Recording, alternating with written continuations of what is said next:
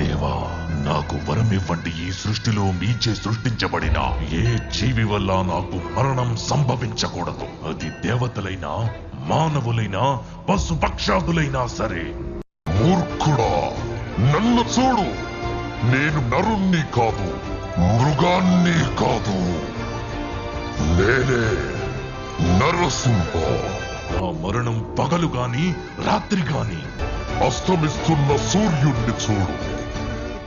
ఇప్పుడు పగలు కాదు, రాత్రి కూడా కాదు. నా మరణం గృహం లోపల గాని, గృహం వెలుపల గాని. నువ్వు గృహం లోపల లేవు, అలాగే వెలుపల లేవు.